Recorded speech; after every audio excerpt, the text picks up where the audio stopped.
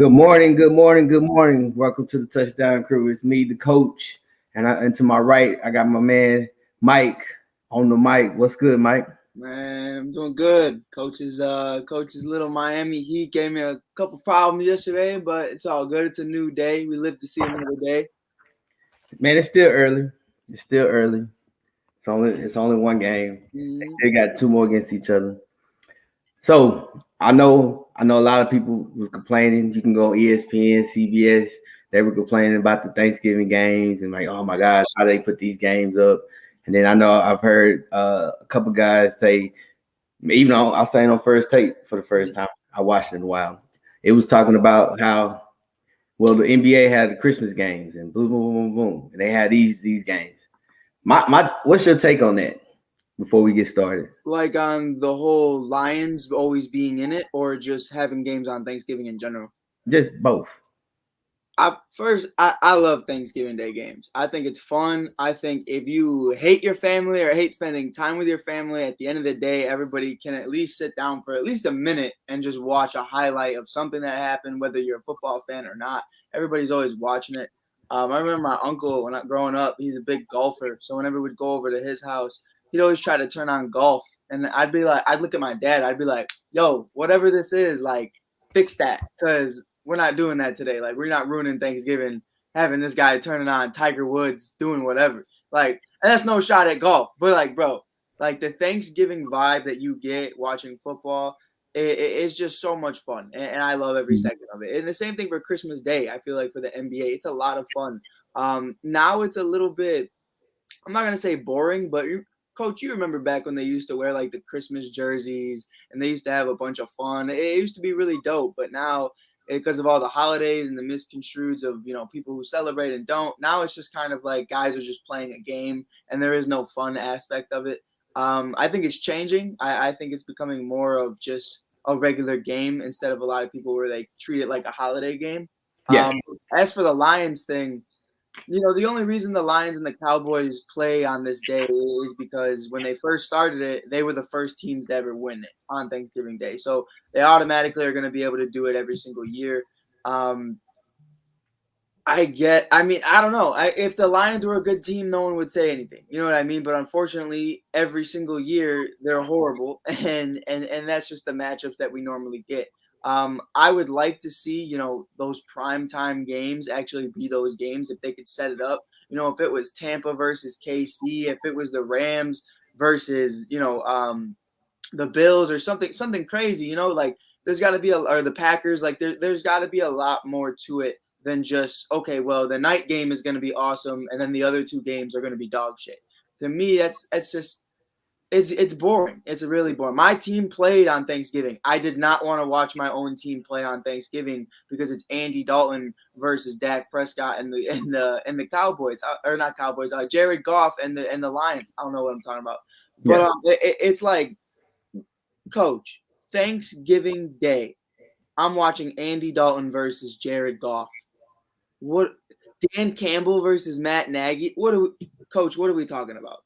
Why are we doing this? I think that's the point. I think that's what NFL says, hey, we're king. Because guess what?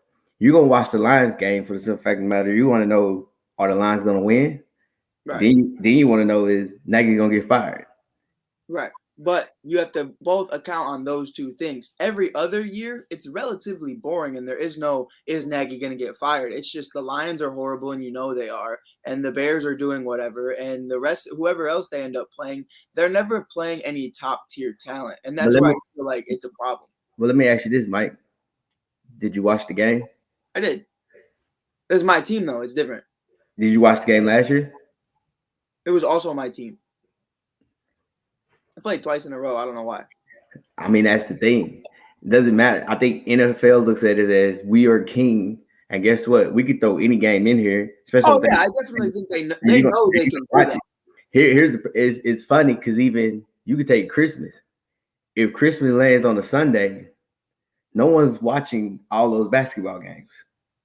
Right. They're gonna watch the football games. Right. Because now it's at the point where you're talking about they're getting ready for the playoffs. Mm-hmm. So you're trying to see who wins. Now you might on commercial breaks skip over and say, okay, let me see LeBron now. All right, let me go back to the game. Right. So I think that's where people, I think that's what people don't realize, that NFL knows. It's like, who's your daddy? Right. You know who your daddy is, Right. and you know you're gonna watch whatever we put on here. Right. Even Thursday night game. That's why they gave us Thursday nights. They gave us Sunday, and then when college football's over, they're gonna give us Saturday, and we still gonna have Monday. Right. But coming into the topic, let's talk about that first game, Lions versus Bears. How was you feeling? I mean, I know that's the team. It was what it was, man. And at the end of the day, this team for the Chicago Bears is at a point right now where every win is just, we're happy about it. And it's not a shot to say that we're a bad team. But Khalil Mack, your generational defensive player, face of the franchise, pretty much. He's out for the rest of the season. Akeem Hicks is out. Danny Trevathan's out. This defense is aging and regressing. The DBs look horrible. Eddie Jackson, if he's not out, is just a liability defensively. He can't even tackle anymore. I mean, Coach, you're talking about a guy. I played safety, and I know with you being wide receiver, you probably look at guys and you become fans very quickly just because of how good you can see their potential of being. When I saw Eddie Jackson in his first year or second year get 7 interceptions and 2 pick sixes, should have been 3, 1 got taken back, and then to just so quickly disappear after he got that contract extension, I'm looking at it and I'm like, dude, time is up. We got to move on from him. But the entire defense itself is just lacking. And the fact that we only won by 2 points and it was a game-winning field goal, where honestly, if the Lions were a little bit more disciplined and not with all these crazy penalties, because I mean, we're talking over 100 yards in penalties from the Detroit Lions. Like they had more penalty yards than rushing yards. That was the craziest part to me. And I feel like it was a landslide. We were talking, Coach, in a span of never even snapping the ball. Never snapping the ball, Coach. Not one time did they snap it in between this. They went from 2nd and 7 to 3rd and 32 without even snapping the ball. That's ridiculous. They've done it twice. And that to me, where I was like, all right, we're playing a horrible team. I like Dan Campbell. I think he's the right guy to be a head coach, not really a coordinator, but more of a head coach. He's the guy that's going to hype you up. It's kind of weird. It's a weird vibe with Dan Campbell, and I kind of like it. With Matt Nagy, and Coach, you know how I feel about Matt Nagy. He needed this. He needed this win badly because everybody in the locker room said goodbye to him. Everybody in the locker room, coaches, players, they were all saying, thank you for your service. Thank you for this. Thank you for that. Because they all thought the rumors were to be true. Anyways, coming from a website that isn't sports-based from the Patch, a reporter there decided to say that. And everybody ran with it. I ran with it. The entire city of Chicago ran with it. Matt Nagy ran with it. So, I mean, at the end of the day, I still think he should have been fired regardless of what the outcome of this game. And I still do feel that way very strongly. I don't care if you beat the Lions. I don't. But the fact of the matter is you almost lost to the Lions. And if you would have gave them their first win of the season on live national TV, that's your ass. And I understand, we could talk about it all day, but Jimmy Graham, for the first time in 11 weeks, even when Andy was there in the beginning of the year for the first 3 weeks, this is the first time Jimmy Graham's been a part of this offense at all. And I'm looking at it, I'm like, okay, well, where has he been? Where's Marquise Goodwin been? Where's Allen Robinson? Where are all these individuals? Justin Fields obviously didn't play because he was hurt. But, Coach, I want to ask you the same question. You look at it, and I hear what you were saying when we were talking about it the other day, but when you have these weapons, why is it I only see them probably 2 or 3 games out of the year?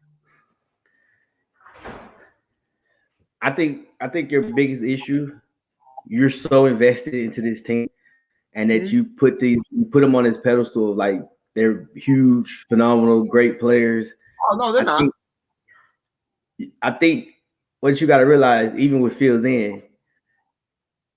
can't read the defense. I said it. We can go back and forth. When you have a quarterback that hinders you from making these exotic plays, because you got to realize, look what you're comparing it to. You're comparing it to who? Pat Mahomes. You compare it when he even had Alex Smith. When Alex Smith was he was a good quarterback. He can at least get you. He can get you to the AFC Championship. That was the biggest knock. He can't get you to the Super Bowl. Right. Hence the fact that's the only reason why they got rid of him at Kansas City. So, but when you have Alex Smith was a veteran quarterback, which he helped coached. Pat Mahomes was a young hell of an athlete. Mm. And then you switch it with Trubisky. Trubisky is an athlete, but he's not known. He wasn't really known for his throwing. Right. Fields is an athlete. He can throw the deep ball, but the biggest knock on Fields was he can't read the defense. He holds the ball, and I've said it from the beginning. We went back and forth. Biggest thing about Fields is he can't stay healthy. Right. He wasn't healthy. Yeah, I'm with you there. I watched him in college. It's always his ribs. Yeah, he can't stay healthy. But a lot of that is, how is it your ribs? Well, because you don't protect yourself. One, because you hold the ball. Mm-hmm. Like, you can't hold the ball in the NFL. Like, open is here with the guy on right there. That's what you go get sometimes. And then, like, you show the clip, they had two safeties high. Automatically, you should do the stop route. Because it should tell you, like, you got to simplify dummy fire for him. And that was the same thing with McVay with golf. McVay had to talk all the way up into the last, I think it's 10 seconds when they cut the mics off. So he had to explain everything. I think that's the issue. Like, I can't really, don't get me wrong. There's a lot, even with the Cleveland Browns game against Nagy, I think he was going 5 wides and boom, boom, boom, and not having no protection. That's his fault. But also, I can't knock it because you got Fields. Fields is late on a lot of throws. Then you say Marquise Goodwin. Marquise Goodwin is a vertical threat. Right. You can't run vertical threats if you got two safeties over the top. Right. I mean, it all goes. I'm not blaming just on Nagy, but I'm gonna blame it's Fields too. Now I'm gonna say it's 60-40 Nagy, right? Because you're the coach, you got to put them in the best situation. And that's what I wanted to ask you though. You know, when the reason I'm so hard on Nagy is, and one, I feel like you always have not you specifically, but just everybody else not in Chicago has a very small sample size because Chicago is never on national TV. You never get to see this guy week in and week out. I see him every week. And every press conference tell you the same thing, that how they're going to get better, how they're going to run the ball, how they're going to do this, and that. Now, I look at it, Coach, you have a dual threat in running backs in that backfield. You have Khalil Herbert, who is leading the league in rushing yards for 5 weeks straight. And then you have David Montgomery. And I know how you feel about David Montgomery. And I know, you'll give him this credit. You'll say who he is. Now, when you have a quarterback that can't read defenses, and I gave him a pass when it was just Jordan Howard with Mitchell Trubisky, because it's he's a strong back. He can't catch the football. It is what it is. But I've seen you do this time and time again since 2018. You're supposed to be a guru. You're supposed to be a quarterback whisperer. That's who you claimed to be when you got hired. You praised it to the media. You said how we're going to change the culture of the Chicago Bears. The monsters of the Midway will be known for their offense, not their defense. That's his words. Now, what I'm seeing from you is Allen Robinson, Marquise Goodwin, Darnell Mooney. I see, first, before we even get into that, I see Jimmy Graham in the red zone blocking. Jimmy Graham is one of the best red zone target tight ends in the league, blocking the entire time. Not once has he done anything. I see everybody else, and I showed you. This is not just one play, Coach. This is the last 4 years of just hitch routes, corner routes, and bubble screen passes. I'm telling it right like it is. It's not just with Fields. It's with Foles. It's with Dalton. It's with Mitch. It's with everybody. So at some point, I just wanted to ask you, Coach, at some point, where do you have to look at yourself and say, I understand my quarterback isn't the greatest. And I think Fields gets a pass because he is a rookie. I think there is a more sample size you have to get with, and it'll come with time. But the question is, when are you going to elevate the quarterback the way you were brought in to do? Because he hasn't elevated him with his play calling. He got it taken away from him 3 times. And now you're looking at it and you're saying you're trashing these quarterbacks in press conferences. When is it you? But, I mean, Trubisky and Foles, no. Trubisky, like I said from the beginning, Trubisky is an athlete. So you're pretty much – you're teaching him how to play the quarterback position. So all the years. So but then you got to realize something too, though. You need a quarterback to play quarterback. I've coached on the team. We had a guy, guess what? He is an athlete. He is a runner first. And it was times we can call rollouts. We already know what he's going to do. Once he rolls out, he's not going to drop. He's not going to throw it. He's going to take off. Mm-hmm. And you can practice it. Look, we practiced it. Hey, throw the ball. Boom, boom, throw the ball. We gave him all kinds of chances to throw it. But guess what? When the game comes and bullets get to flying, they revert back to what they are.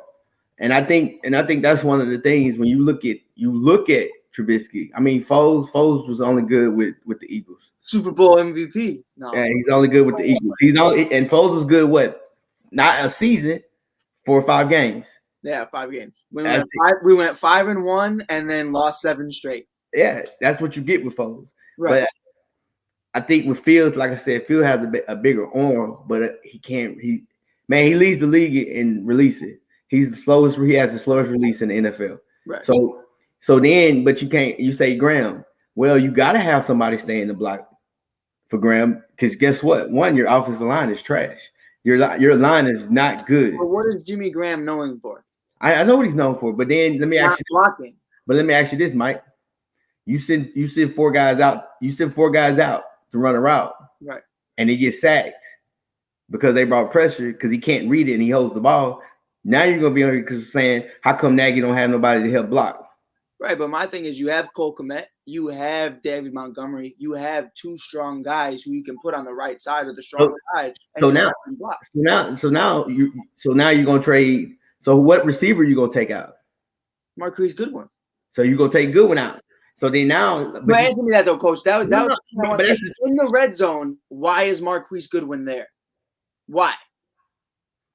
Man, it could be. I don't watch. That's what I'm saying though. That's the game plan. Is Marquise Goodwin and Darnell Mooney? They're speedy guys. They're vertical threats. Why the fuck are you in the red zone? But you got also you gonna put a running back on a D lineman? David, maybe. Because the thing about it is, David's full as shit. That's what I'm saying. You got to look at it and you say Jimmy Graham. What is Jimmy Graham good at? Right. I know that, but I'm saying even on route running, because now you're going to put basically you can put a corner because the thing is though you have to look at it. All right, let's look at the receiver core. Right. Who can beat the 1-on-1? Say Allen and maybe Darnell. It depends on the matchup. So you say Allen. Yeah. Okay. So now I have a safety over him. I can pretty much put my best corner on the other receiver, have my second best corner on Allen with a safety help. Then now all I do is safety spies Jimmy Graham. So Jimmy Graham can't go vertical because there's a safety over the top. So now that corner is going to play everything underneath it, which we'll talk about even with the Cowboys in a few minutes, how they messed up. Right. But so now it puts them in a bind because, and on top of that, you got a quarterback that can't read. So once he sees all that pressure, I think he's a lot better at reading than you think he is. But I don't think he's good. But he has moments where he makes defenses look like because that's probably simple, easy reads. Right. But you know what I mean though? Like Trubisky, point blank period, couldn't read a college defense. Like I'm looking at Justin and I'm like, at least I know Justin understands what it takes to win a college football. But you can't. You got. You know what I mean, though. You know what I mean. I understand what you're saying, but that's the thing. Like you can't say. I'm only saying it because when Chicago fans hear that, they think of Mitch, and I think it's a lot better of a situation than Mitch. I think he knows his reads a lot better. I think he understands his reads a lot better. But with Mitch, it was literally like, Coach, it was like if you threw me out there, if you threw out a defensive player and told him to play quarterback, like I kind of know what's going on, but like I really don't at the same time. That was what I got with Mitch. But we'll leave it at this though. I wanted to it's the point I made earlier. When you're Matt Nagy though, and you understand this and you hear it, all right, fine, that's perfectly fine. He can't read defenses. I have all the weapons in the world, can't use them. That woe is me. I got the little violin. You have an amazing duo in the backfield, and you don't use Khalil Herbert at all. That's what I'm saying. It goes back to this. You think they have an amazing back? No, they do. But do they not? Again, can I ask you something? Go ahead. Is his name Derrick Henry in the backfield? I'd rather have David Montgomery than Derrick. That's not what I asked you. Is he Derrick Henry? No. Okay, then. Or is it the Colts offensive line? I wish. No. Like when people have to realize, man, you have to have an offensive line, number one, that can block. Number one, that can at least, like I said, I haven't watched him. Even if you do a duo block where you double team, work your way to the backer, he has to be strong enough when once he get off that double team to the backer, to still hold that block. And that's the only thing the Bears have on O-line right now. They And I can't protect Fields, but they're pretty good at stopping or preventing the run, and they're doing that effectively. You mean, got Khalil Herbert, rookie coach, out of the not, sixth no, no, round, no, no, no. I'm not. leading the league, bro. Listen, I'm not. First off, I'm not knocking it. Like I said, I said it from the beginning. Nagy's 60-40 his fault. I'm not gonna lie. Watching the game, it was times I thought he got real pass happy. Just for the simple fact, man, because they was driving the field. He got pass happy. There was times he should have ran the ball. That I would admit. I mean, but also to flip it, god dang, you look at the lines on that last drive to kick the field goal. I think it was third and 4 or third and 4. They called 2 timeouts with a penalty. No, it was 39. I was 2 like, timeouts back to back. Then you lose 5 yards. And then, like I said, you look at the secondary, the corners and the safeties was 10 yards off. mm-hmm. I was like, oh, just throw it out there to them. And they ran us out route because it was just common sense, obvious. Like you just gave it up. Like everybody keeps saying, the Lions compete, but they find ways to mess it up. And a lot of it is with the Lions. Even with the Lions, it's a new head coach. Never first year coach, first year OC, first year DC. So now you pretty much you trying to figure everything out and just trying to understand because you're gonna make and I think that's the problem. They can't win a game or finish a game because they're still learning how to do these things, right. Even the coaching staff. But you bash Nagy, everybody wants Nagy fired. Mm-hmm. He got the win. That's one more chest. Yeah, because everybody wanted him fired. Man, they still do. They went to his thing. Oh, you can't. You go to your son's basketball game and you chant, "Fire Nagy." I didn't support that. I didn't support that. And I think that's the crazy thing. That was tough. That was disrespectful. Yep. But moving on, man. Moving on. Let's go on over here to the next game that happened. Cowboys and the Raiders. Mm-hmm. What was your take on that? What I tell you, Coach? The game first.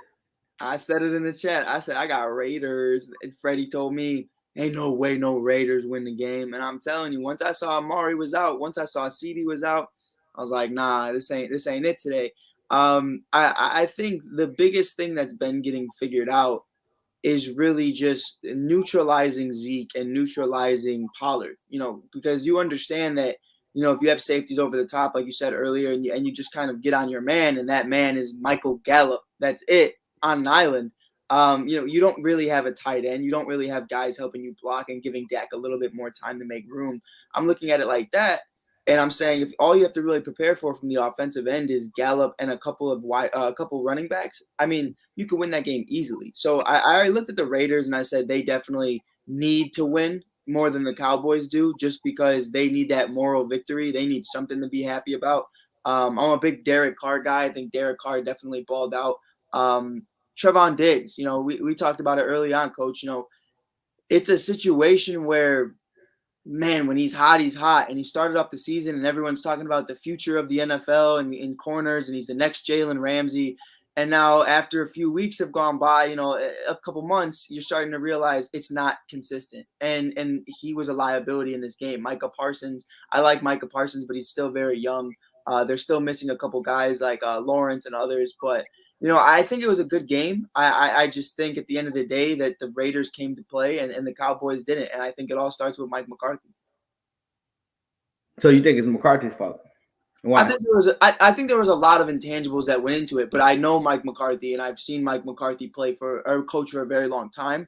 And the thing with Mike McCarthy is there is no aggressiveness. There is no we need the lead early on type mentality. Mike McCarthy is perfectly fine with having 0 points at half, and he's perfectly comfortable with being behind late in games because he thinks, oh, it's all going to work out. I'm a genius, this and that, whoop-de-whoop. And that's perfectly fine if it's true. And it's not. And that's the problem. And especially when CD's out and Cooper are out, there needed to be a lot more stress on scoring early. That's how I felt. And if you can get this Raiders defense early, I felt like you had a good chance at winning this game. Now you're behind. You're not doing much in the offensive end from the beginning. And I'm looking at it, I'm saying, these guys are going to feast regardless. You have Waller. Waller went down, if I'm not mistaken. He's having his own issues and it's coming back and forth. So you're really only dealing with Hunter Renfrow. Hunter Renfrow and Derek Carr just beat your entire defense. You know what I mean? And that's the craziest part about it. So I look at it like that. there's no Henry Ruggs, there's no Waller. Josh Jacobs is okay, but at the end of the day, you got beat by a team that isn't the better team. And I think that all starts with Mike McCarthy and what he's instilling in you. And obviously it is on Dak as well. Because at the end of the day, you're QB1 and you have that title of everything's on you. If I'm a safety and coach is a safety and we're the reason why, we lost a game-winning touchdown, we're still going to blame the QB at the end of the day because that's just how it goes. No one's going to ask us why it was our fault. They're going to ask the QB why he didn't throw another touchdown to match that one. So it's definitely an intangible of a lot of things. But I feel like Mike McCarthy's overall mentality, especially in the locker room, just doesn't deliver that I want to win a Super Bowl type mentality. Okay. I'm going to start with the Raiders first. I think they're very, very, like I said, they don't show too many games, but one thing that I noticed about the Raiders, they're very, very small on the D line. Like they got good pass rushes. Matter of fact, they're similar to the Cowboys on the D line. They're very, very small. I think Dallas gave them the game for a lot of reasons. Because one thing about it was, I think they both just like say, hey, you take this win. One thing, even the Raiders, the only pass rush you have is Parsons, and no one chip blocked him or nothing on the end. He pretty much had his way. When he wasn't tired, I think what really hurts the defense, the Cowboys defense, they were tired. They were on the field a long time. Mm-hmm. Even when it was funny, because like I said, I was with my family, and half of them were Cowboys fans. And it's funny that when Raiders scored, kicked the ball off, what's the name, took it to the house. But guess what? Defense had to get right back on the field. Right. Like they had like 5 minutes off, and now we got to go back and do it again. And I think that's what really, really hurt them. When you have a small D line and you have small guys like that, and you take that pounding over and over and over again, that's the biggest issue. And Raiders was trying to give them the game because they went to a stupid, like the last drive, they went to a stupid zone, pretty much like a cover 4. Right. All the way until they get into the red zone, like, okay, now let's play man, and now let's bring a little heat. But that's the Raiders for you. They don't have no leadership, no guidance from nobody, and they're just trying to figure it out on their own. Now, on the Cowboys, I had the Cowboys lose the last 2 games anyway, just for the fact Amari Cooper's hurt. When Amari's out, that offense is totally different. Another reason why I say that is because Amari is the only one out of all the receivers that can beat the one-on-one. Like what they have is when you have Amari on one side, you have Lamb in the slot, and then you have Gallup on the outside. Gallup only runs 2 routes, slant and vertical. That's all he runs. If you see what he called a slant and a vertical. You got Lamb. Lamb catches the screens. He runs the outs, and he runs the drags across the middle. Pretty much. That's his area. Hence the fact that's why you kind of sleep on the tight end a little bit, because you jump Lamb before you see tight end, and the tight end sneaks and get his yardage. And then you got Amari. Amari, if you take you give him the one-on-one, guess what? He's gonna win the one-on-one 9 times. He runs good. One of the best route runners in the game. Yeah, so and he has great releases. So that's the thing that was missing. You don't have that, because they got to the point to where even if you was watching the game, Dak was looking at Gallup when you had a tight end wide open just on the coverage. Right. And it was just like, I'm just gonna go with Gallup. I'm gonna ride with Gallup instead of just playing football and knowing who we got. Because and a lot of it is just lack of trust, because you don't trust them to make the plays. Right. Yeah. I said it from the beginning. Cowboys are good. They're a good team. When healthy, just both the ends was out. You went from a good team to an average team, probably mediocre, depending on who you playing. One of the biggest issues with the Cowboys, they're so small in the middle. You have pass rush on the outside, but you don't have that stout D tackle in the middle, and they're gonna make the playoffs because of the division that they're in. But they're not gonna beat the Rams. They're not gonna beat the Bucks. They can actually play well against the Cardinals just because they're not a smash mouth and what's the name? Murray's a run around, and that it's just all about matchups for them. It's just gonna give them problems. And I think he's an old school coach. He don't really like when he take risks. He takes risks at the weirdest times. Yeah. And when he does it, you're like, this is the time you should. But he's that old school. He probably has the little analytical book that they have, and he goes and he looks at, hey, what it looks like if we do it like this. So I really, truly, truly think that's his issue. Are the Cowboys in trouble because they lost 2 in a row? No, they play the Saints Thursday. They'll beat the Saints because the Saints, everybody's hurt. They're on the third string quarterback. They're on the third string running back. But but it's the Cowboys. They win, and guess what happens? Everybody go get back on the bandwagon. Hey, we back. So, but we'll see, man. It's early. Now, Thursday night game, the last game of the night. I'm not gonna lie to you. I watched maybe a quarter or two, and then you know what? I played games with the family because when I saw the Saints with the third string quarterback and third string running back, I knew right then and there they finna get slaughtered. So what's your take on it with the Bills? Because the Bills coming in after losing. All right. I had the same situation. I was with my niece. It was her second Thanksgiving, but she was born in November, so it was really her first. The first time she was a little nugget, so it is what it is. I was enjoying time with family. I was catching it here and there.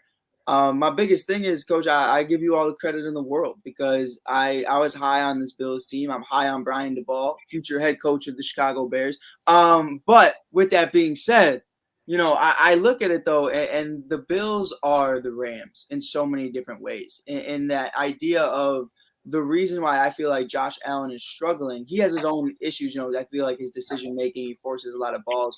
But why he's throwing so many interceptions, even against the Saints defense, okay, that's cool. You threw 260, 4 touchdowns.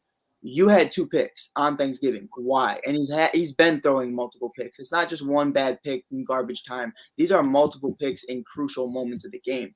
To me, it all comes down to the same thing with Matthew Stafford. You're just getting figured out because you don't have a run game. You are the run game, really.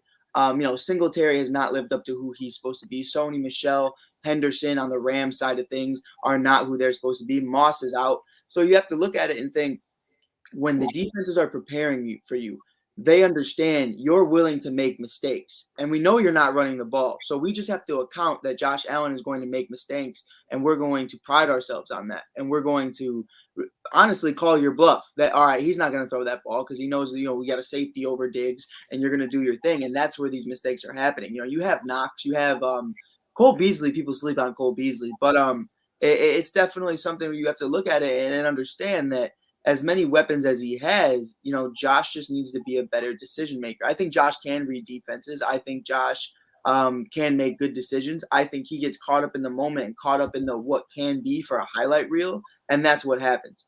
I think that starts with McDermott. I think that starts with the ball. I think that starts with Josh Allen. Point blank. Period. So let me ask you this: is it Josh Allen's fault or is it the ball's fault? I would say that's more Josh Allen because at the end of the day, hear me out, the ball is telling you every single thing to do, right? Now, whether Josh Allen listens or not, that is on Josh Allen. The same knock I had with Cam Newton. I never blamed Ron Rivera for the reason that Cam Newton was throwing interceptions. That's Cam Newton. I'm not blaming Ron Rivera for the reason Cam Newton gets hurt. Cam Newton wants to go running between 3 middle linebackers. That's perfectly fine, but he needs to understand, one, you're probably going to fumble. 2, you're probably going to crack a rib or tear an ankle. Or 3, you're going to end up worse than you started because you're too busy taking these hits. I see all these quarterbacks trying to be superheroes now. Just play your game. It's why I love Tom Brady so much. We saw Tom Brady run for a 10-yard gain to get a first down when Gronk was open wide up the middle. And Gronk was even like, dude, like, what are we doing? Why aren't you throwing me the ball? That's an easy touchdown. And Brady said, I just want the first. Like, I wasn't going to force it. And Gronk was like, you know what?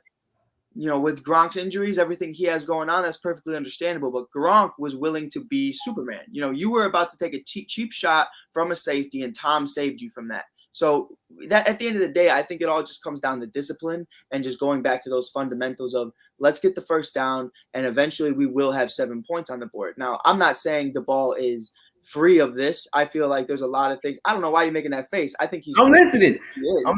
I'm listening. Because remember, when this kid came into the league, he had a great arm. He had an arm strength. That was it. Nothing else. And he had legs. That was it. And he has transformed him into an MVP candidate going into last year. Now into this year, I'm starting to see a huge drop off from that. And a big part of it is obviously defenses having a whole year of things to watch on film, things to prepare for, what Josh likes, what Josh doesn't like. Now, if Josh isn't built on anything, that's where I feel like guys get exposed. And you might agree or disagree with me on that. If you go into a season, say you win MVP, you have the best route running in the game. If you don't spend your entire offseason not only working on your route running, but working on your hands, working on your release, working on your technique, then guys are going to figure you out come year 2. Because if you haven't worked on anything, all they've been doing is watching what you are right now. So you need to elevate that. Josh Allen was good last year. He was an MVP candidate, but he didn't build off anything. There's nothing you're showing me in this second year of elite quarterback play that tells me, okay, that he's a legitimate MVP candidate. Because there's an MVP candidate, and then there's a legitimate MVP candidate. Josh is one of those guys whose name is always going to be out there, but he's never going to win it until he starts proving that I can do this on a consistent basis. Now, I love Josh. I love the ball. I love McDermott, but your offense is one-dimensional. And Josh hasn't done anything to me so far to show me how he's preparing for defenses the way they're preparing for him. So that's how I look at it. And on the Saints side of things, I told you last week, no Alvin Kamara, no win. That's just – it's like no shoes, no service. Point blank period. It ain't happening. Trevor Siemian, fuck out of here. No. So it's not the ball's fault that Josh Allen against the Jaguars only put up 6 points. It's Josh Allen's fault, is what you're saying. It's not the play. How many interceptions did he throw? I don't know. About 3. But I'm just trying to get an understanding. Can you score if you turn the ball over?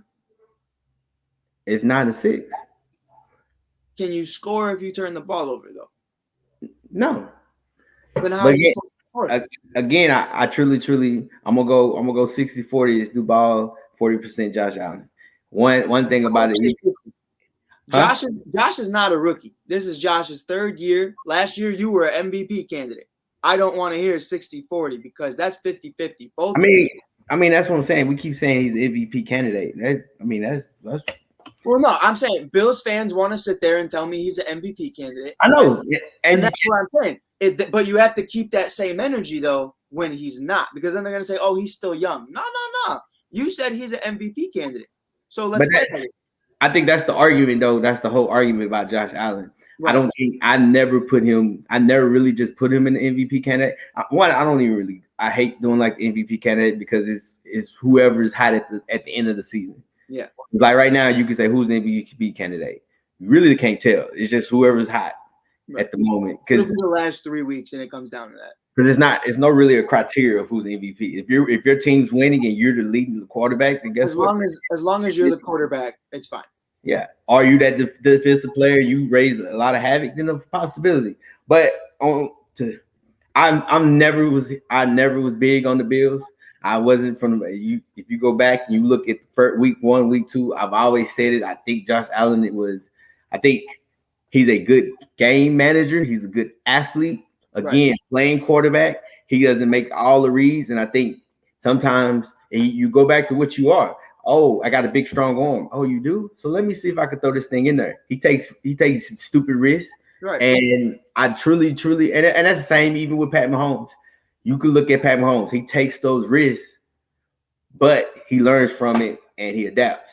And I think I'm still, and I know some people, we have this conversation. I'm waiting on that. Okay, he understands. Right. He hasn't showed me a game where he manager moment. Like you can say, well, that's just one moment, but it clicks. Like that's what makes you who you are. That's what makes you that superstar or that MVP caliber quarterback or player. Because one thing about it, we can sit here and we can name all these quarterbacks that are good, that we think are good. They have moments where it's like, okay, it clicked. But I've never seen him take over a game throwing wise if they're not already up. Right. A lot of it is, and like I said, I think everybody say you got to run the ball, run the ball, run the ball, run the ball. The run game is not strong this year. It's not going to be Not strong. at all. I said one thing about it is what you got to realize with all the COVID rules, plus if guys got shot and who didn't get shots, plus the CBA rules of practice time and this and that. The one group that misses all that is the linemen because you don't have that togetherness that you should. Like, because you can't work on everything because you don't have the time. And you got to have, and that's an important position because you got to have 5 guys on the same page, right? No matter what. And I think that's been the biggest knock on running the ball. Again, unless you're Derrick Henry or you're the Colts line, which because all of them suckers is good. And you can even say the 49ers. You ain't gonna give my boy some credit though. Who? Jonathan Taylor. You gonna say it's the O-line? Yeah. When does Jonathan Taylor get hit? Hey, when does Jonathan Taylor get tackled? Thank you. No, it's of course. Listen, you have a Hall of Fame left guard already. Yeah. He's legit. The thing about it, what people realize, when he has to go against safeties or an outside linebacker, of course he's gonna win every time. Mm-hmm. I think that's where people they don't understand. Don't get me wrong, Jonathan Taylor's a good running back. I will never take that away from him. But you also got to realize you're not dancing in the backfield. Baby, come on, coach, talk to me. You're not dancing in the backfield. No. And then you take, like I said, that's why I said the Colts O-line, and then you take Derrick Henry. Derrick Henry was leading the lead after contact with yardage. So basically, like, hey, I'm gonna take this lick, but I'm gonna keep on going. I think that's the thing where people don't realize, like, you got to have one of the two. And then even if you say the 49ers does a great job but that's Shanahan because he mixes it up and he put receivers at running back and do stuff. So I think that's where they're so busy like, hey, run the ball, run the ball, run the ball, run the ball. You got to have one or two things. You have your line, which is not going to be strong as it usually is. Plus, you got to have a stud at running back. And I think that's one of the issues with the Cowboys. He's hurt. Right. He ain't been ever since he signed that contract. He hasn't been the same. Is he hurt? I don't know. But to go back to the Bills, they can't win it with Josh Allen throwing the football. Right. Like you can say that with the Chiefs. You can say that with the Bucks. You can say that with goddamn, my mind went blank. With the Packers. But you can't say that. And even you brought up Stafford. These are guys that have good arms, but again, you can't get past happy with these guys.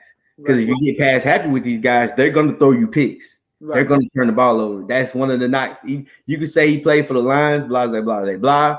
Right. If he has to throw a lot, he's going to throw you picks. And that's why, to me, Ryan Tannehill and the Titans are starting to win more games is because, I would say if this is Matthew Stafford and then that's no shot at Matt, but or Josh Allen in these situations where AJ, Julio, and Derek are all out, you have a problem. But Ryan Tannehill doesn't have a strong arm. He doesn't run the ball. He is just a game manager, just like Teddy Bridgewater, just like other individuals. He just manages the game. So that's why I think you're still seeing a little bit of a few wins out of them. If you would have had a Ryan Tannehill, I feel like you have a definite decision that, okay, well, we can do this even without a run game. But that's what Josh needs to figure out because you're becoming Mitchell Trubisky very fast. And by that, I mean you have all the talent in the world to do things. You have a great arm. You're just not accurate. You make the horrible decision-making, and you're very athletic. And that's what it comes down to. Now, he's better than Mitch. I'm not comparing him to Mitchell Trubisky just because they're in the same locker room. But, learn from his mistakes and understand that you need to become a game manager or these defenses are going to figure you out. But what is a good arm to you? A good arm? Yeah. I'm just asking. A good arm is if I could lay it out, if I could count on you time and time again, a good arm to me is just, I don't even care if you can whip it like 80 yards. Like as long as you're accurate, that's all I care about. Now, if you're throwing a fucking pool noodle out there, then obviously I don't care how accurate you are. If you can't go more than 10 yards, it's not going to go. If you can bridge anywhere to me from 30 to 50 yards at ease, and still remain accurate, that's pretty solid to me. I think you can win with that.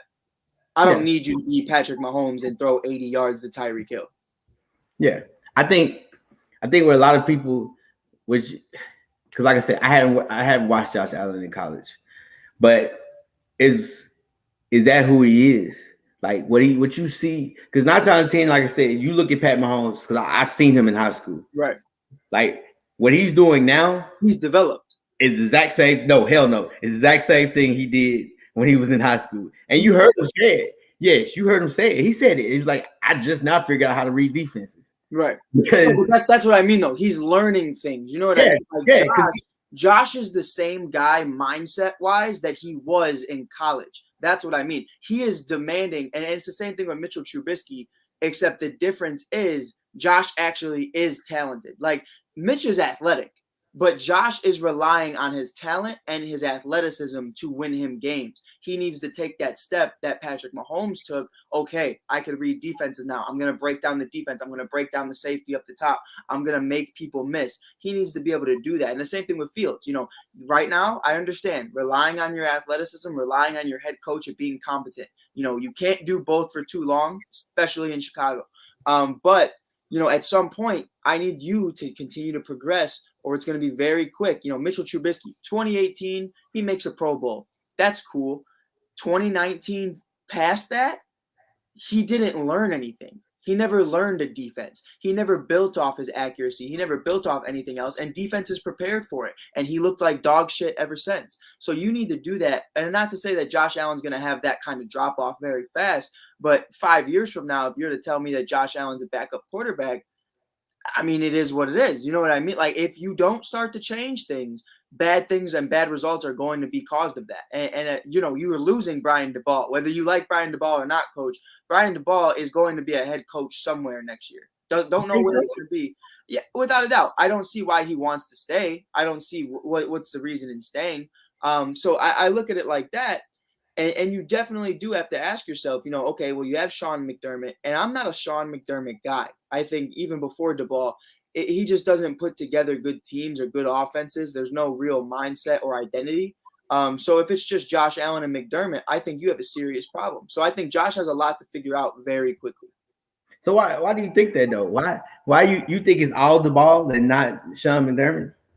I don't think it's all DeBall at all. I think DeBall and Josh Allen have a very good relationship, and we've seen that with Justin Fields and DeBall. They were good friends in college because he loves those mobile type of quarterbacks. He loves guys who can throw it, but he loves guys who can run it first. He loves guys like that. Now, McDermott, throughout history, Coach, tell me one thing he's done. I don't know. I can't. But the same thing as DeBall, though, too. No, but you're just a coordinator, though. You know what I mean? I've never seen you in that head coach role. Now, he's going to get the opportunities because a lot of people are saying he's the reason that Josh Allen is you know, becoming who he is, this, and that. So he will have that pedigree. But then if you say he's the reason he's becoming who he is, you can say he's the reason why he's not. He's the reason why y'all losing. Right, but you also look at it as the situations. Do the Jags want to hold on to Urban Myers? Do the Bears want to hold on to Nagy? Do so and so and so. The Raiders have a situation going on. There's a lot of different people out there that are going to be looking for a head coach. So the New York Giants, you know, they're definitely someone as well. You know, the Cowboys, they don't know what they're doing.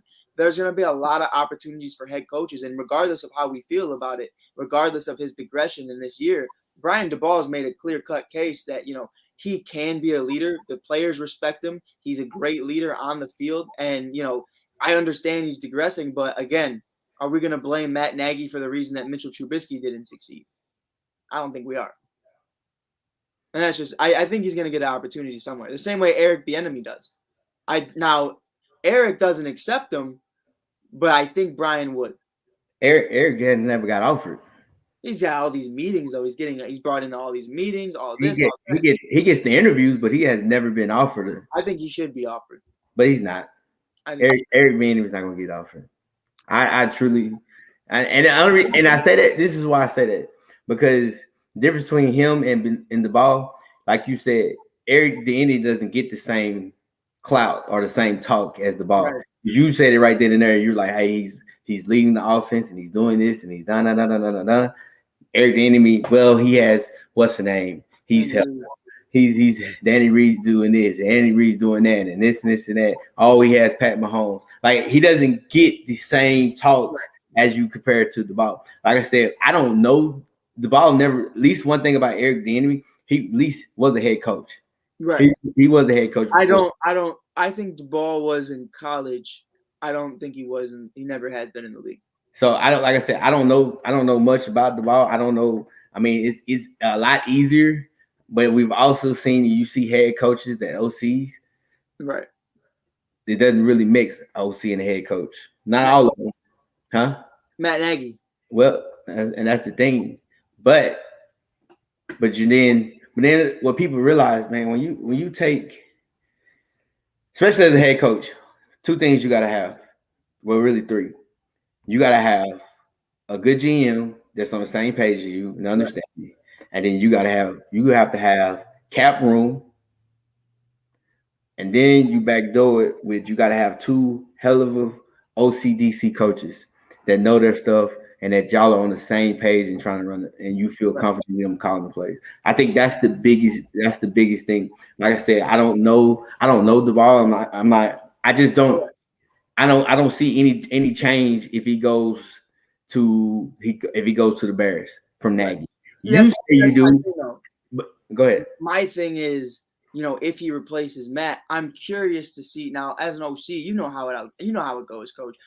You have your opinions, you have your ways about going about things, but the guy ahead of you is always, and the GM as well, always going to be the one that tells you how this is going to go, what we're going to run, what we're going to do. There's not always that connection. Now, if he gets his own team, that's where I'm curious to see the guys he puts around him, the guys he wants to bring in, from a player standpoint and a coaching point. With the thing with Matt Nagy, and it's been my biggest problem with him, is okay, you're an offensive guru. You're a quarterback whisperer. Let's see who you bring in to help you and to help mold you and to help do things so that, it's not just you seeing the entire board. Matt Nagy brings in a bunch of patsies. He brings in a bunch of puppets. Bill Lazor, a fired coach. All these other individuals who have been fired coaches. He brings in people who, not to bring it back to Nagy, but just in general, I view it as a coaching perspective. If your offensive coordinators and defensive coordinators aren't willing or aren't able to take your job at some point, you don't have a good coach's room. If you have a bunch of guys who are just willing to say, Matt can do whatever he wants, we're just here to voice our opinion, and we know he's not going to listen to us, I don't think you have a good coach's room. Every single coach's opinion should matter. And with the Chicago Bears, the only one that matters is Nagy, because he hired a bunch of people that opinions really don't matter because he just doesn't want to, lose his job. And that's the real ideal. If Coach, I promise you, I will stand by this and I will burn it at the stake to say this. If Brian DeBall was the Bears offensive coordinator right now, Nagy would have been fired. Nagy would have been fired already, because at least there's somebody that okay, we can go to the future with this. If you have Bill Lazor or our special teams coach coaching this team, obviously we're no better off. So I look at it like that. I'm curious to see how Brian and many other offensive coordinators like Eric Bieniemy actually operate when they're putting a team together that they construct, not that McDermott or Andy Reid construct, not Ryan Pace and Nagy. I think it's very different, and I think some of these guys are very underrated. But one thing about Sean McDermott, you got to respect him because one, all right, he got an ex defensive coordinator that was a head coach, so he didn't have to work. Like those are the things. Like when you have what the Bills have, you have a top 5 defense. You want to say number 1 because of who they play. You got a number 1 defense. You have a number 1 defense that kind of helps you. Like you could play a lot. You could do a lot of things when hey, my defense is gonna hold me down as long as we don't give up a pick 6. Like those things, like a lot of stuff played when you look at the Bears, and I know because you're a fan, like you think with your heart when it comes to them. One thing about it is when you look at teams like that, like everything changes because guess what? You might have Fields, but your O-line is not as good as the line in Buffalo. Oh, you look at your receiver corps. Their receiver corps might not match up compared to Buffalo. And that defense, they don't match up compared to what you had in Buffalo. And then on top of that, it don't even matter. Hell, the salary cap. Like people thinking that some people they treat this like they're playing Madden. Like, oh, you get this guy. Only the Rams are playing Madden. But they're not playing Madden. They're just because the only thing they're doing is they just getting rid of the first round. They're getting rid of the top 3 picks because they're like, hey, a draft pick is only good. It's like a car. A car is expensive. It looks good, but once you drive it off the lot, it's nothing.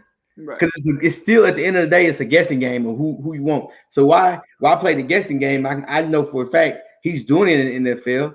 Come on, and I think that's where people they mess up because they thinking, oh man, this, all this, or we could get this guy or this guy. No, man, it's about situations and making money and trying to grow. And I think, like I said, I haven't really followed the ball like that, but that's because your team has a good coach, and you're not paying attention to other coaches. All I do is look at other coaches. That's all I have. But when you look at other coaches, when you look at it, there's qualities that you got to have. There's things that needs to be to the table.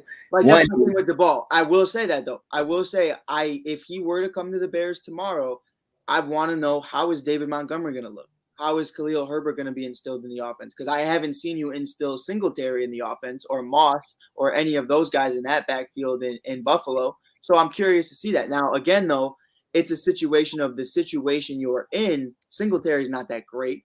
You know what I mean? So the Bears' offensive line is very young, and they're trying to get together, and they're trying to put something together, but it's going to have to come with experience. But it's definitely something where you have to look at it and say, in a different situation, in a situation that they can pick. Now, Coach, if you got offered an offensive coordinating job or a wide receivers coaching job in the NFL right now, would you care what team it was? Would I care? Yeah, would you care? No.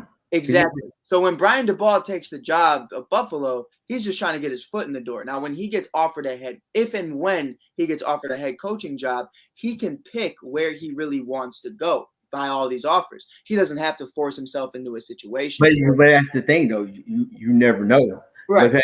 You might only get one offer. If you look at it, it's what fits him well. Because if you ask me, if I had a choice out of the Giants and the Cowboys, I'd pick the Giants. Not the Cowboys. I mean the Giants or the Bears. I pick the Giants because those skill guys least fit more of what you had in Buffalo, more than anything. But like I said, it's a time to tell. We just gotta wait and see. Man, it's getting late. Here we go. So we're getting ready to rock these picks. Pittsburgh, Cincy. Who you got and why? Give me Joey B. Why? Joey B. Oh, that's right. You hate the Steelers. You don't believe in the Steelers. No, I do. But I watched Najee get a little banged up last week. I'm happy he's back. I did think he was out.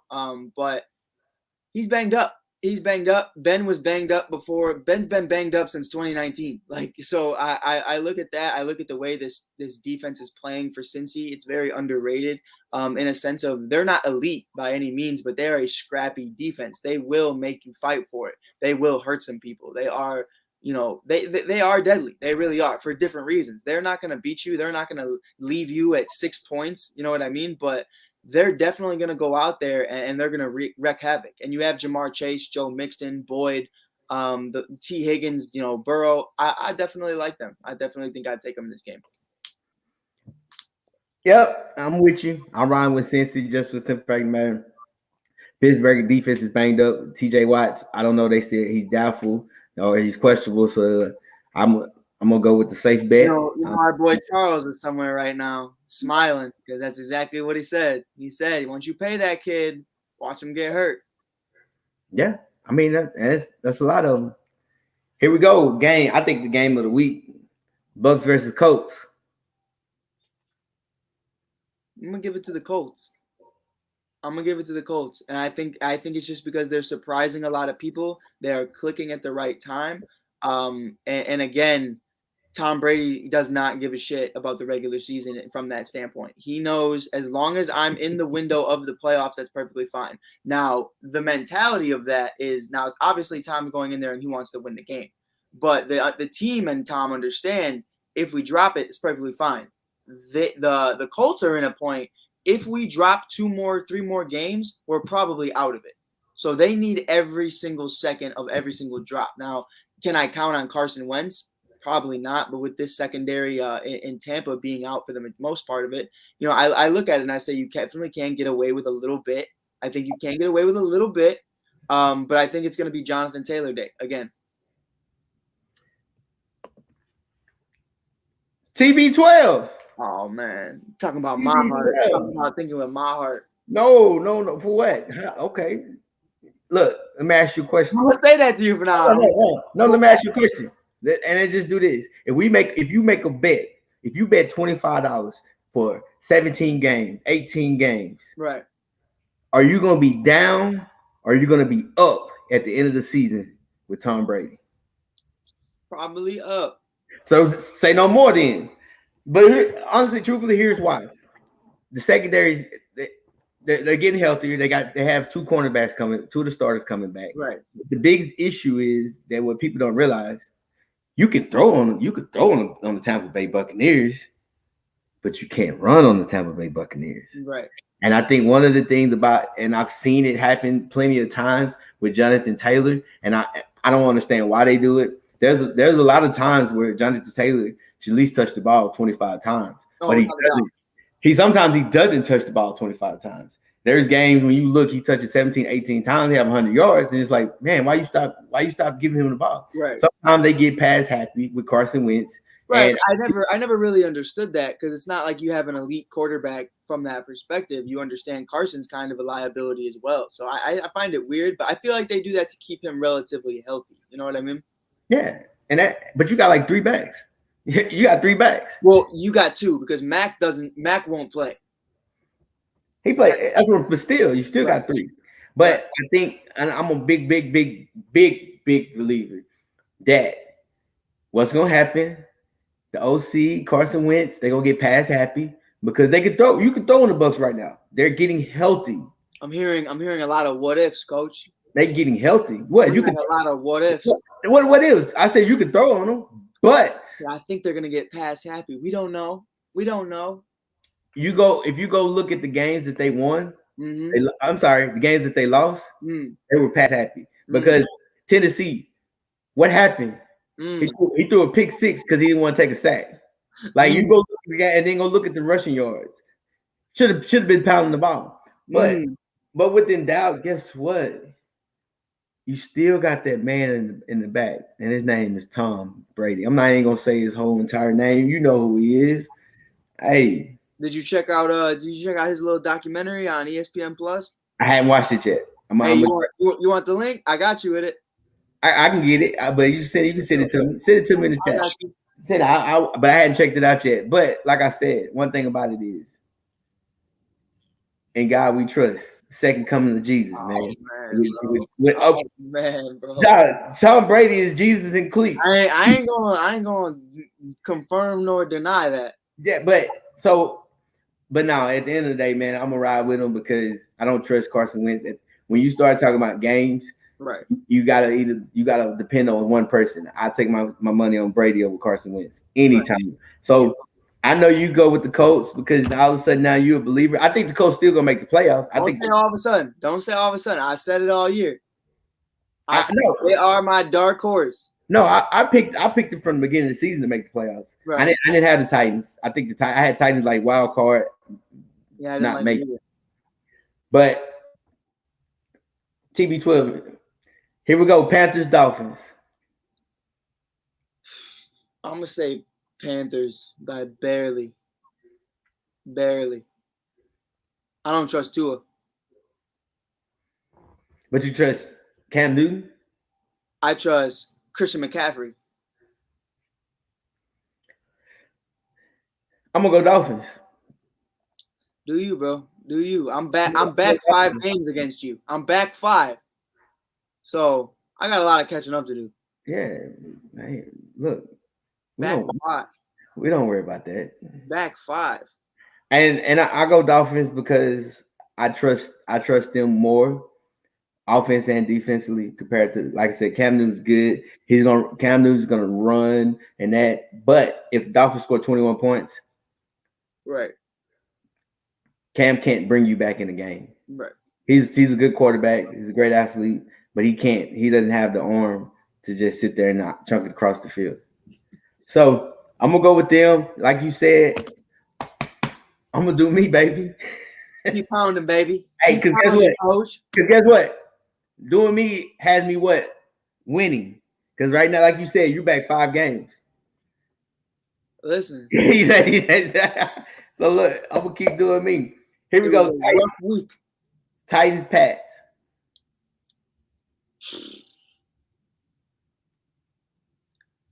I'll give it to Charles. I'll give it to Charles and his Pats. I will. I'll say they get it out. Yeah, I'm riding with the Pats. Not because and I'm not on that train yet to like everybody else No, is. me neither. Me neither. Me neither. Hey, so the Patriots. I'll give you this week. I'll give you this week. And at first, like I said, if Brown was playing, then I wouldn't have gave you this week. Yeah, But I the agree. fact of the matter that Brown is not playing, and Tannehill has a second string running back and I can't name that one player at receiver out there for him. So of course, Tell me this, coach. Something happens to Tannehill. Who's his backup quarterback? I don't know. Not a single person in the league could tell you. I don't even think his backup quarterback knows. Yeah, so he won't get hurt because they take care of him, and he don't really throw the ball that much. Right. If he does, he's terrible because they don't have that play action. Mm-hmm. So I'm gonna ride with the Patriots. I know it's gonna be hype, but Patriots, we gonna see who the Patriots are because they finna get ready to go through this gauntlet where they have to play the Bills, Colts, and the Bills. So they're gonna lose. Like I said, Patriots lose. I have Patriots losing two, maybe 3 games because I think they'll lose to the Dolphins. They always lose to the Dolphins in Miami. I don't know why, but yeah. Yeah. So we ride with it. Here we go, Eagles, Giants. Eagles. Why? I hate Freddie. Oh, that's why? Yeah. I'll leave it at that. I like the Eagles. And like I said, they're doing a great job at the quarterback position. They understand what he's good at and they're utilizing it to his strengths. Like they hide his weaknesses very well. They hide his weaknesses very, very well. And they're finding a way. One thing about it, Hurts, he's a great leader. I have to give him credit. And one thing about Hurts is he knows who he is. Like he doesn't try to play outside of who he is. Right. Like if it's Josh Allen. Yeah, if it's the throw he don't think he can make, he will run it or check down or chunk it out of bounds. Like that's one thing I will give credit to Hurts. And like I said, that defense, they're gonna play behind them. They're gonna do their thing. So I like the Eagles. That's my pick. Giants.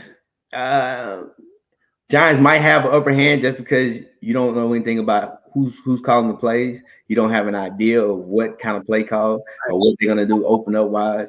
But I said it from the beginning, man. You got a special team coordinator as a head coach. He never was an OC or DC, so he should have, to my opinion, he should have had a better OC or more because you got young guys. You got a young team. It should have been more creative. You gotta look at it though, coach, too. You understand as the new OC, you can't just go in and say, week 12 and say, all right, we're changing up the offense. Like it still has to be somewhat relatively the same. There might be a little bit of differences here and there in play calling, but it can't be a completely new playbook because you're 12 weeks into a season. No, it's not that it's 12. It's not that it's going to be a new playbook, but it's the style of calling plays. No, right. You know what I mean, though? Yeah, because there's probably plays. Like it's not going to be what he wants it to be. But yeah, to a degree. But it's still, if you stay inside that playbook, it's just like if you play, and me and you play Madden, we got the same offensive playbook. Right. You're going to call plays a little bit different from my play calling because it's what you believe in. Even with the run game, I'm a more, hey, we're going with the power and the dual blocks. Compared to you, you might be like, hey, let's run the toss. Let's run this. You see what I'm saying? Like, I'm always up the middle. I'm always up the middle. And I think that's where people got to realize with what you got with the Giants. I said it, and I said it before. Like you should be doing a lot of motioning. You should be doing a lot of jet sweep. You should be moving and changing the picture. And not just line up in the exact same way because you got athletic guys that can beat the 1-on-1, but they can't beat it if they stay in that one spot. I'm a big believer. I should see a lot more screens, and that's the thing because all that depends on the style of person you are, on what you like. If it's things that you like, that's just like in my offense at the high school. There's 6-7 plays that I like that I would call, and there's plays when I look up like, oh my god, why are they calling this? This don't make no sense. And you have those discussions, you know what I'm saying? There's things, and even with like routes, like my route stuff that I like route running wise can be totally different from you. Even if you're a defensive player, your coverages might be different of what you like. You might be a guy. I know I'm just guessing. Hey, I want to bring the house. I want to bring some heat on. Yeah, you can play man, or some people might say, hey, no, I like to sit in this zone. And yeah, it's all about comfortability and what you're comfortable with. Like me personally, as a safety, I was more of like, I'm down to blitz and just let me be free. Let me do my thing. Now, senior year, long story short, got a brand new coach. He wants me to be on my guy 90% of the game. You want me to be over the tight end 90% of the game. Coach, I'm 5'9", 5'10" on a good day. On a good day. Now, I'm looking at this 6'2" tight end, and I'm like, like if I was out there on my little island, I could smack dude, and I can come from the corner, and I could bust him like that. But I can't do that if I'm covering him 90% of the game. But that was his mentality. He's so used to, in the prior school he worked at, to always having your DBs on every single man. And I'm like, bro, you don't know. Like the last 3 years, I've played free. I'm doing my thing. I just do me, and I get it done. And that's what it comes down to. So I feel like, you can't really go out here and expect Kenny Golladay, one, to be healthy, and two, to be a completely different guy than you understand. So I still think it's going to be relatively the same. Yeah, 100%. Falcons, Jags, who you got?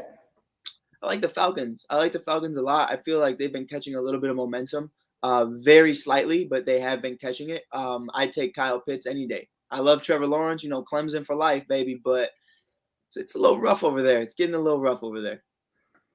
I like the Falcons. I think the Falcons, they match well against the Jaguars, and I think, but I wonder if Patterson is playing. That's the biggest issue because he didn't play the last game. If he's, then it might be a little bit closer. But I'm gonna ride with the Falcons because they just got slapped 2 weeks ago, so they've been out, and then so I'm gonna ride with them. They're gonna figure it out. Jets, Texans. Jesus. Who's quarterback? For who? For the Jets. Probably Nick. What's the name? The draft pick. The draft pick. Zach Wilson. He said, "What I can." Yeah. Zach Wilson hasn't played in weeks. Well, he's the quarterback. He gone. You said what? They haven't played him in weeks, and he's not hurt. No, he's. That's what I'm telling you. He's playing this week. Oh, he's playing today. Yes. Man, bro, this is one of those moments. I'm down 5. I'm gonna say the Texans. What does it mean? The moment you down 5. I'm down 5, bro. I'm down 5. You're up 5. And you said that like, because you was gonna pick the Jets. Yeah, I'm gonna pick the Texans, but you thought I was gonna pick the Jets? Who are you picking? Come on, baby. Give me the Jets. Come on, man. Give me the Jets. I got it written down already. I'm going with the Texans. I think what's name is a better quarterback, and I think he's way. I think their defense is way better than the Jets. Yeah. I think the Texans is overall in every category. I'll pick the Texans. I'm riding with the Texans. Texans got their mojo back a little bit last week. Got that win. I don't care who's the quarterback for the Jets because the Jets are who they are. Now I take that back. If they started the backup quarterback, then I might would have reconsidered. Right.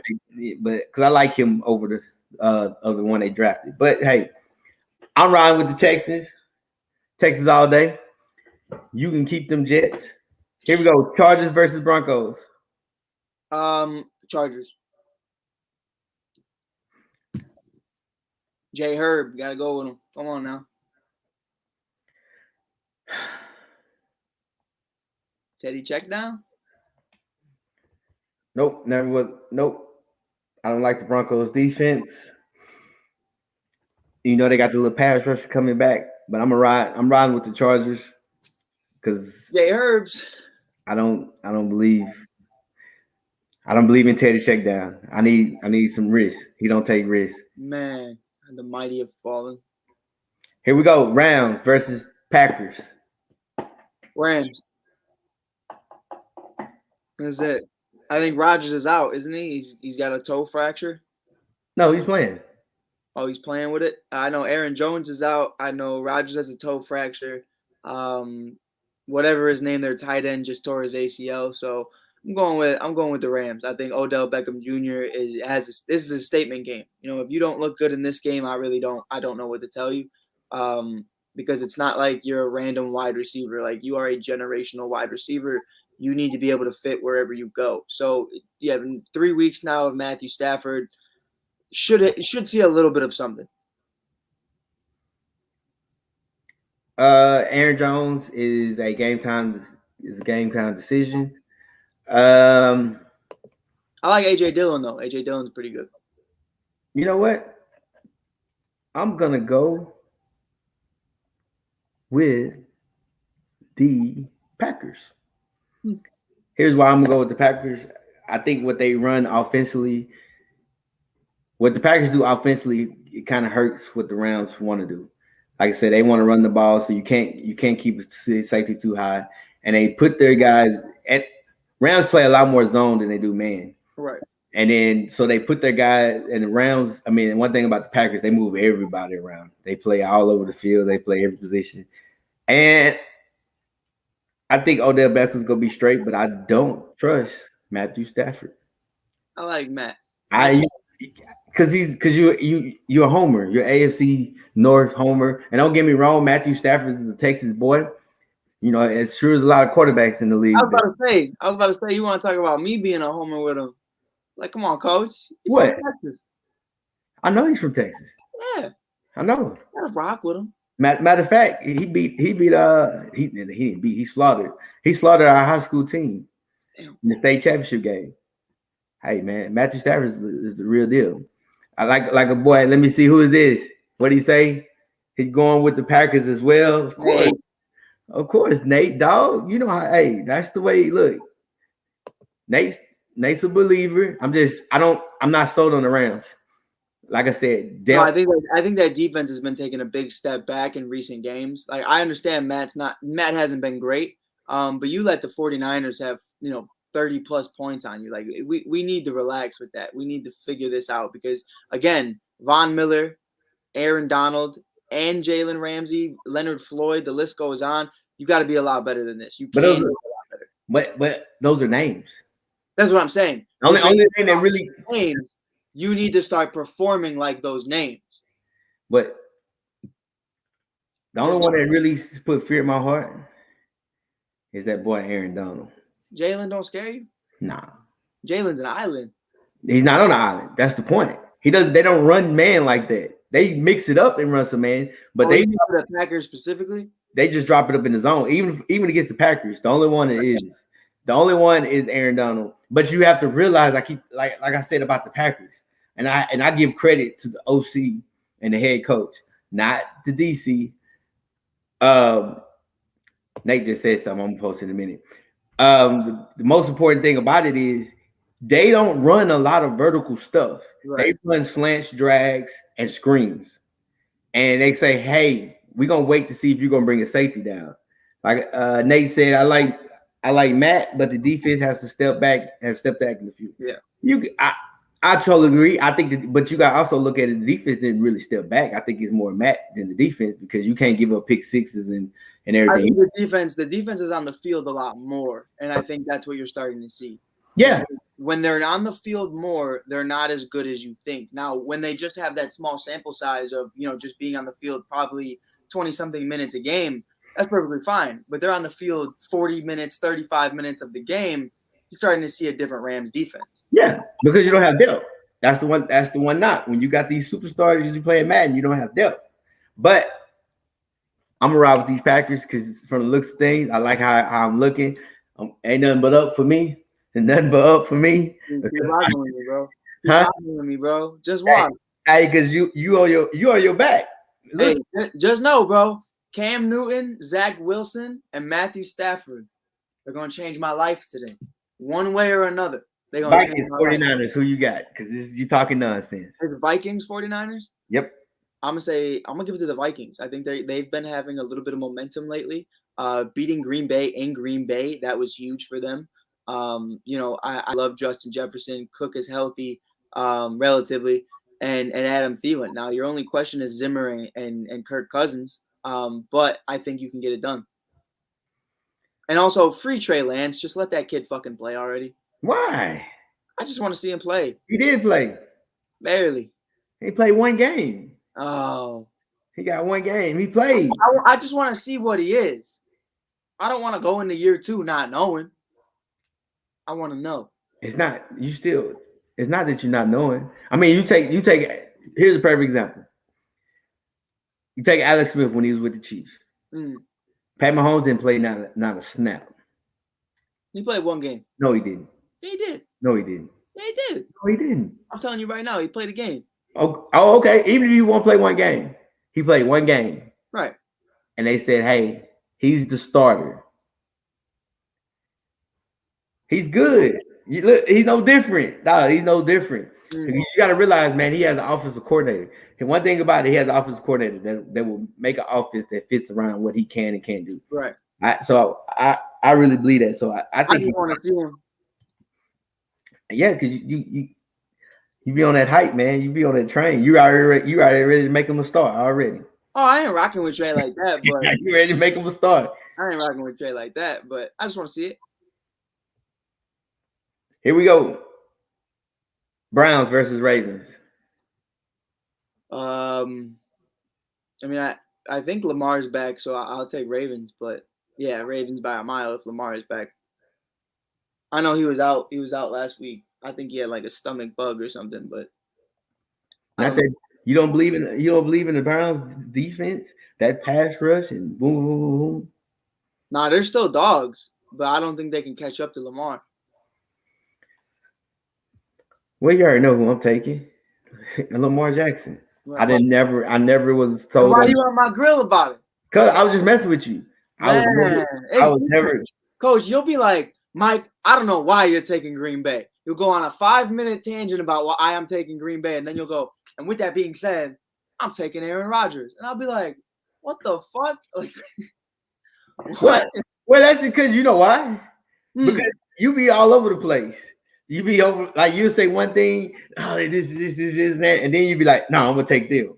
Like you contradict yourself. So I'm just trying to make sure why. Because I'm trying to win, bro. I'm gambling right now. I'm trying to win. I can't say the same picks as you. Okay, well, you should have known I'm not picking the Browns because I don't trust the Browns. Man, don't make me pick Baker right now, bro. Hey, you can pick him if you want to. We'll be different. I know for a fact we'll be different on this pick.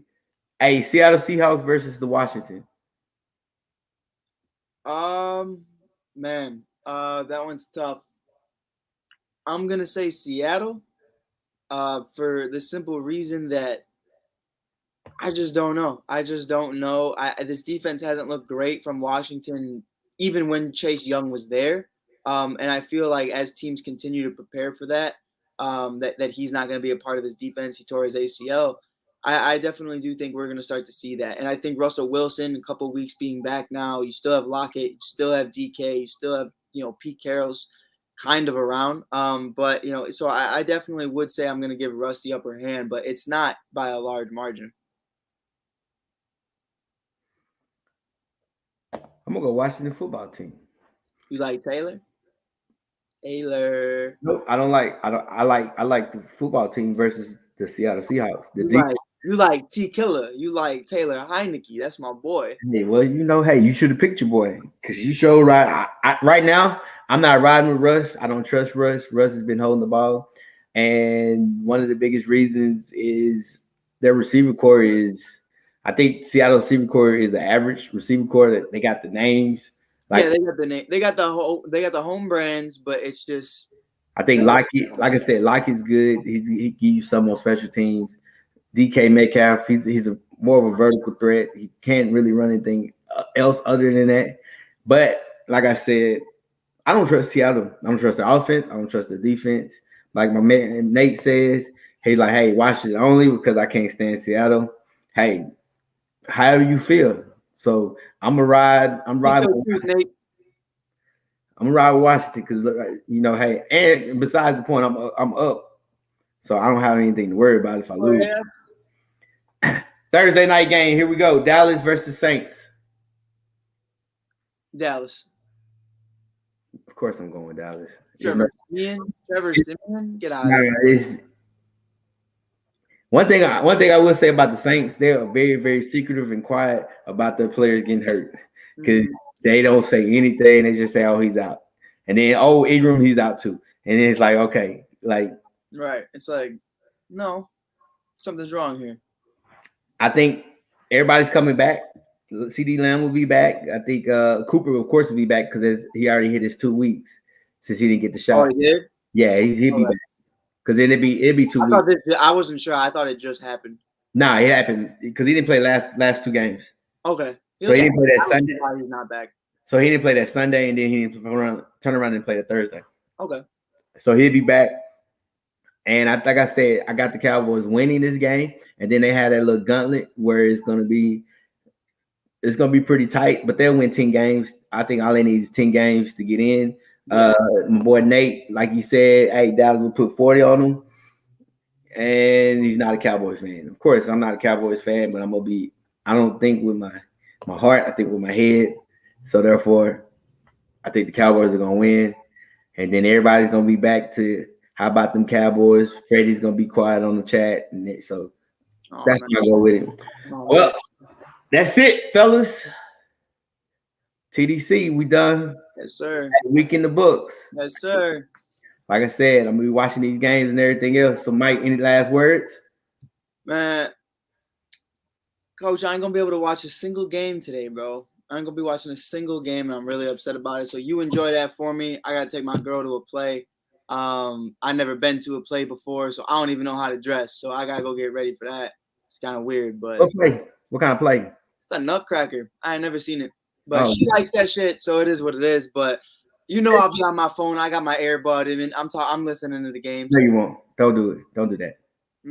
Don't look during the intermission. I'm gonna tell you how to do this. During the intermission, go to the app and look and see. Okay, because you always get an intermission in between. It might be like a 15-20 minute intermission. Right. If it's like the legit plays. Biggest thing, if you don't know what to wear, say you can't go wrong with polos and a khaki or polos and a jean. Something comfortable. Just wear something comfortable but nice, because you're gonna be sitting for like I think it's probably 2 or 3 hours. Yeah, it's long as shit. Oh, yeah, because you get the 15-20 minute intermission in between. Oh, so wow. Yeah, you get it. They got to take like work. Yeah. So if I was you, I do that. Don't have the headphones in because it's your girl. Act to be so excited. Be like, hey, yay. Oh man, bro. So I mean, that's the biggest thing. Hey, I've done it. I went through it. If you've seen the play, go see the Lion King. Lion King is a good one. I heard it's good. Lion King is I have good. no idea what the hell the Nutcracker is. It's basically it's a soldier that. I don't want. It's hard to explain. I don't want to tell you. I don't want to tell. It's Christmas. It is Christmas. It's like a soldier. Like they cut nutcrackers. You've seen them before. Like the little soldier with the black hat with the beard, red, and everything. Yeah. And they go against he fights against the rat. So like you see, and the girl, it's you like it. Hey, but enjoy it real quick, Nate. Yes, I'm with you. I picked the Dolphins to win also over the Panthers. Actually, I really won't watch too much of the games. I watch highlights because I got to take my daughter back to college. So, matter of fact, after this, we finna get ready to make that drive, that journey across that 3-hour drive there and back. So, yeah, so I'm gonna do that. But other than that, man, hey, enjoy your weekend, and hey, see you Sunday. Yes, sir.